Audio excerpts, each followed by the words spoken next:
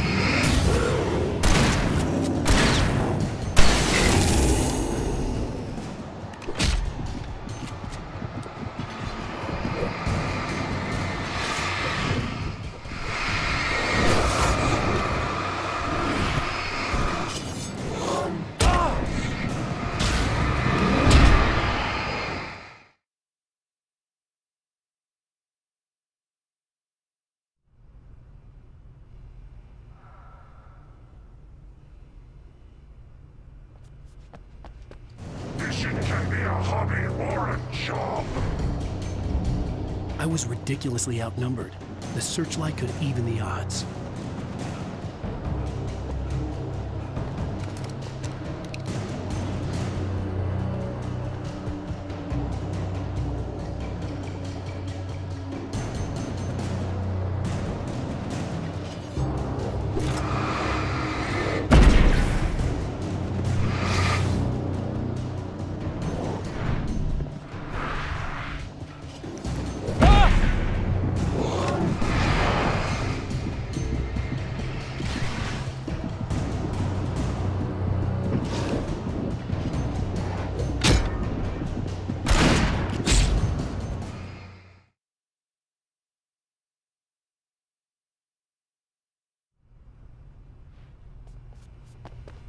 Fishing can be a hobby or a job. I was ridiculously outnumbered. The searchlight could even the odds.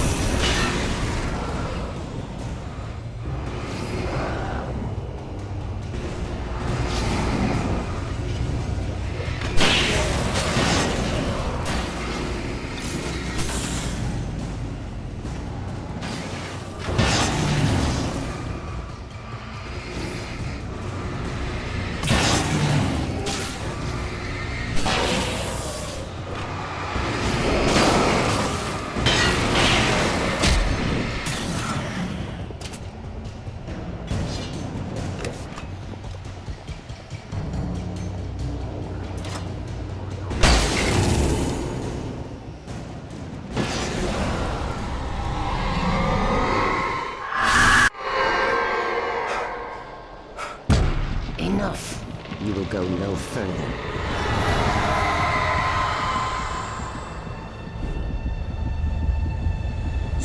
Stop now.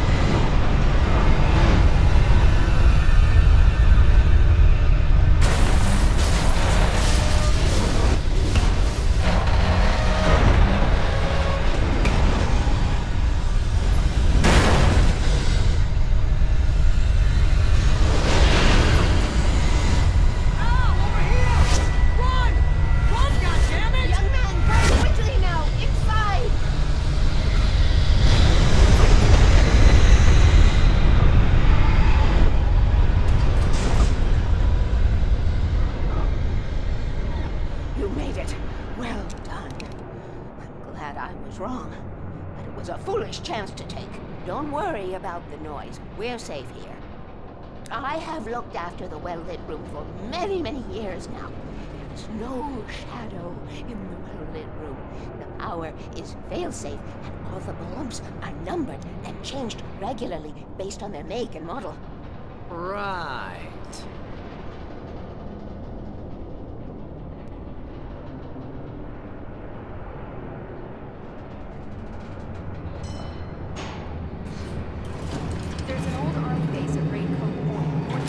It was active during the Second World War. They operated here back then. They must have built this. Yes, they did. It's my place now.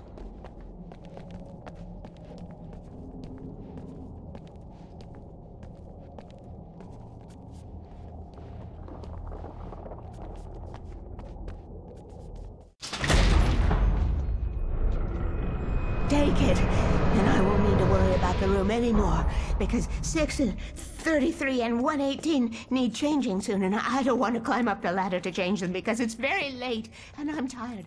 And if you take it, I won't have to do that anymore.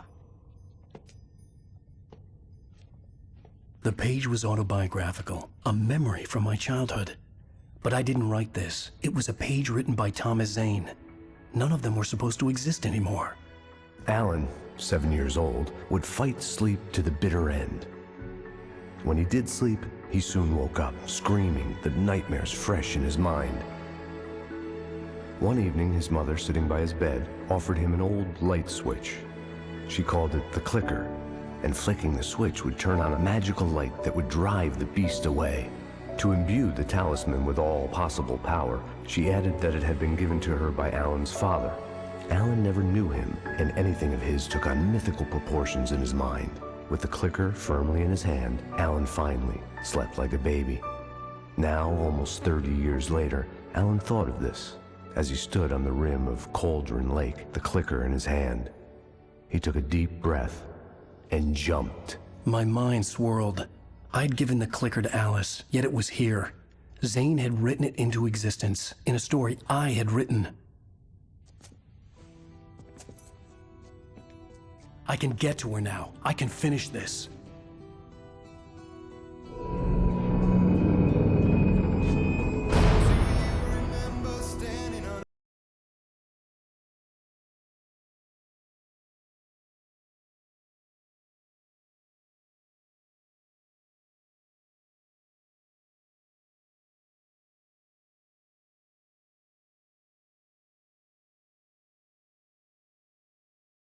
Previously on Alan Wake, I wrote a horror story that has come true. Thomas Zane did the same in the 70s. You will go no further. If I continue like the Dark Presence wants me to, the story I'm writing won't save Alice. It's a horror story. No one will survive. You knew Zane! Thomas Zane! You're the Lady of the Light in the song! He left something behind to help me.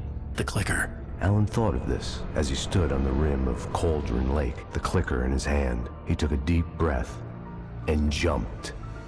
I can get to her now. I can finish this.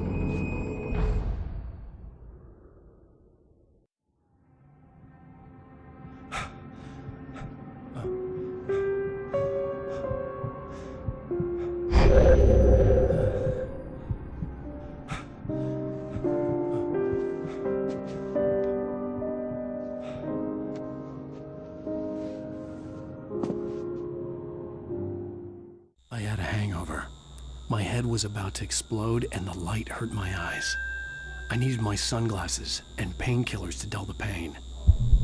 In one of my finer moments of self-deception, I swore to quit drinking.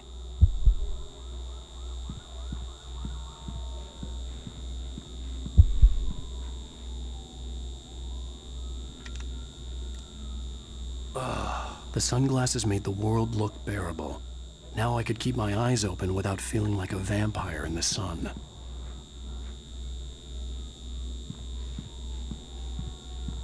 I wasn't sure I'd make it out there without some painkillers.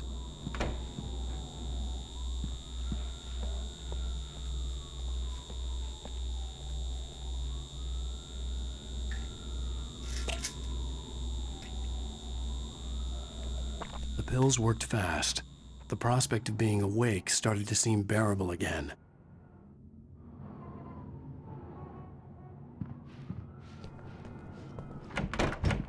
There was a message waiting for me on the machine. You have one new message. Al! Are you still asleep? Wakey, wakey! You should have your show on your TiVo. If Alice wasn't too mad to record it. As she called me earlier and really chewed me out. Yeah, we went a little overboard last night. But parties are a part of this business. Al, look, I'm saying this as your friend. She's not doing your career any favors by trying to run your life like that, okay? I'll talk to you later, Al. Watch the show!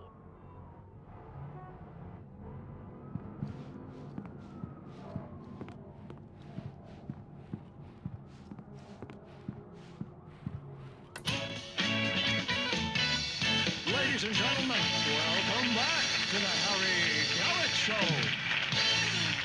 Thank you. Thank you, everybody.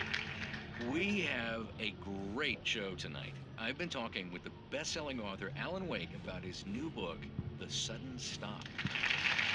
Yeah, good read. Go buy it. No, it is a good read. Look, I'm gonna be honest here. Is that wise? No, but I'm gonna do it anyway. I got people who give me the lowdown on books. I'm a busy guy. But this one, I actually read from cover to cover. I mean, I'm a big fan. Wow, thanks. Now, this might be a spoiler for those who haven't read the book yet. Based on the sales figures, the 2 people out there who haven't read the book yet. But this last book is all about the death of the main character, the hard-boiled New York detective, Alex Casey. Now, there's been a lot of outrage about this. Why the hell did you kill Casey? What the hell were you thinking, man? Good riddance. No, seriously though, 7 years and 6 books is a long time. He was a gloomy guy to spend all your working hours with, and it was a good run. But it's time to explore new things. My next book will be a departure from the old for me. You selfish bastard, always thinking of yourself. Well, you've certainly given us a lot of entertainment over the years. And now that you mention it, Casey was a gloomy guy. Never had much luck with his love life with the ladies. Was that autobiographical in any way? Yeah, no kidding. Casey's lady friends tended to die on him. With Casey, it was all about his pain. No, nothing autobiographical about that. I'm a happily married man. My wife is my muse. Well, congratulations. That's great to hear. So, how's the publicity tour been treating you? Good, great. But I gotta say, I'm glad to be back home in New York. Well, you've certainly been on the news a lot lately. Lots of parties and, you got into a fight with some paparazzi. Oh, man. Well, that guy was really in my face. I lost my temper. I know that wasn't cool. You are famous for that temper. Well, I did also write several books.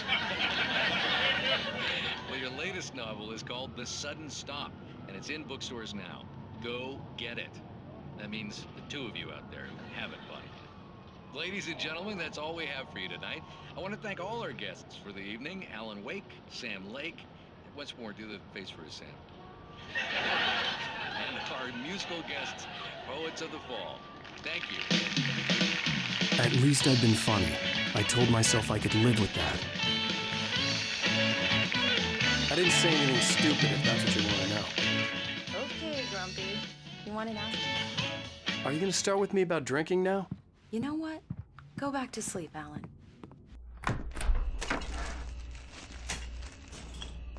What? Now you can't even talk to me? Well, this morning I was angry because you said you'd be home at midnight and you showed up at 7 a.m. and passed out in mid-sentence. Now I'm over it. Are you angry? This goddamn tour. It's gotten out of hand. Oh, honey. It's almost over, right? We can get back to normal. Then you can start writing again. I'm sorry, honey.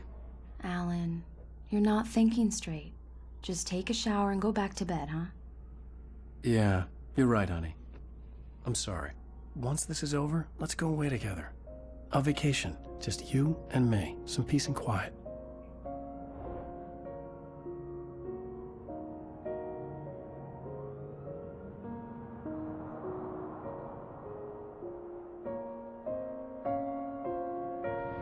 Somehow, the clicker was the key to the cabin.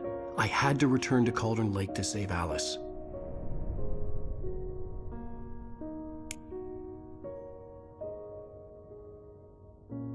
I'm going back to the lake to finish this. I'm going to write an ending to the story in the manuscript on my own terms, to make it all right. Why can't you just write it here? The last page is still in the typewriter. I need to read it first. Everything needs to be just right. Zane tried to cut some corners, and it didn't end well. Okay, ready when you are. I'm sorry, Sarah, but I need to do this alone. Barry, take her gun. Miss Weaver, close the door when I leave.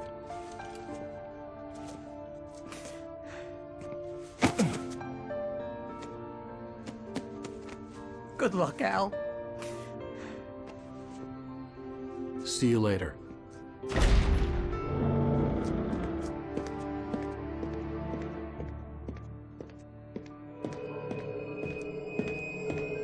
When I got out, it was warm and sunny.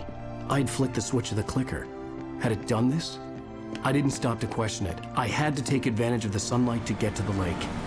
On Zane's page, I'd stood on the rim of Cauldron Lake, about to use the clicker. That's where I was headed.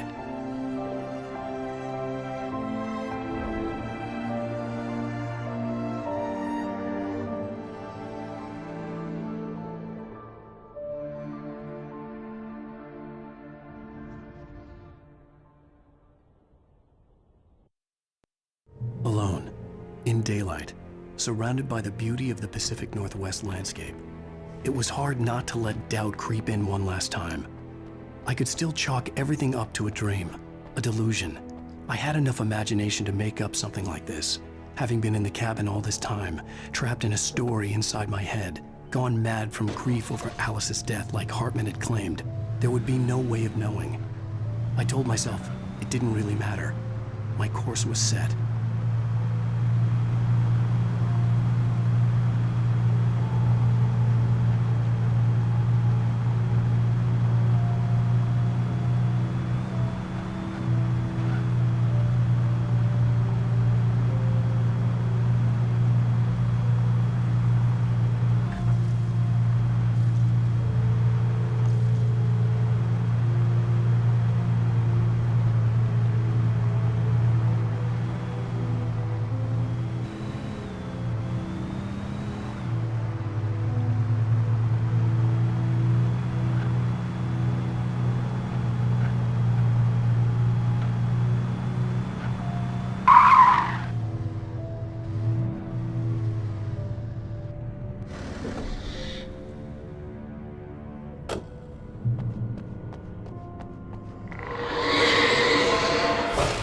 Had touched me.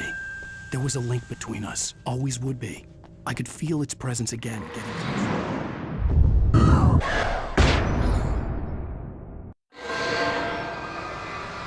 I will kill your wife.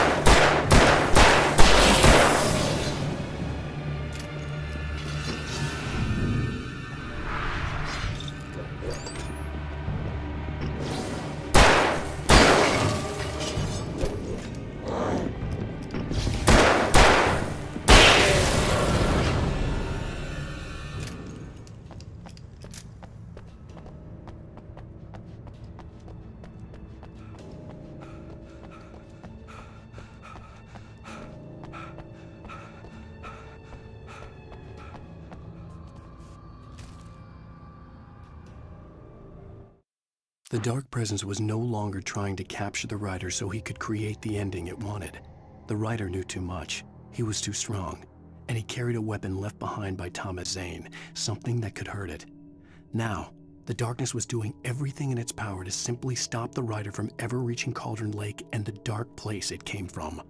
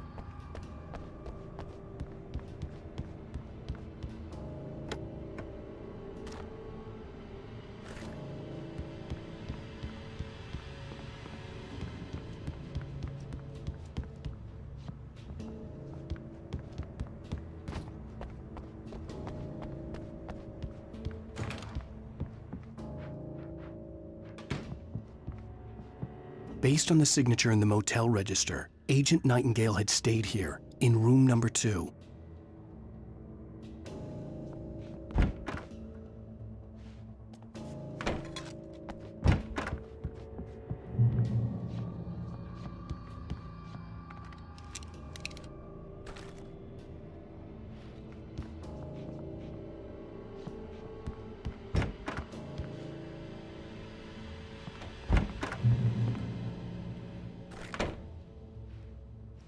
This had obviously been the room where Agent Nightingale had stayed when he hadn't been busy harassing me.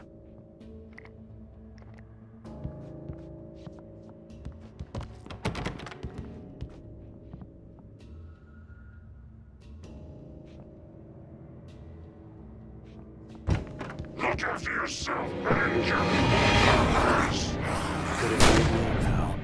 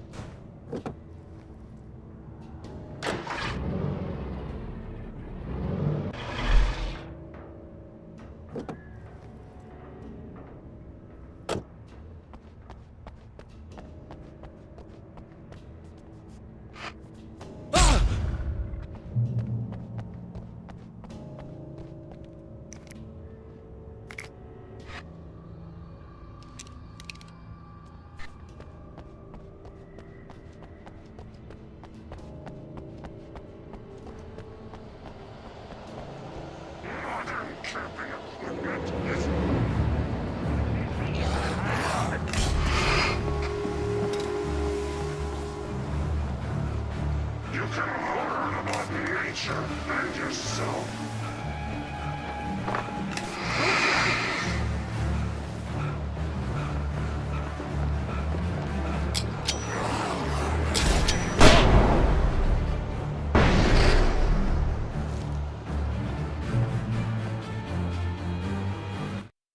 The bottom of Cauldron Lake was a graveyard of things the lake had claimed in one way or another over the decades.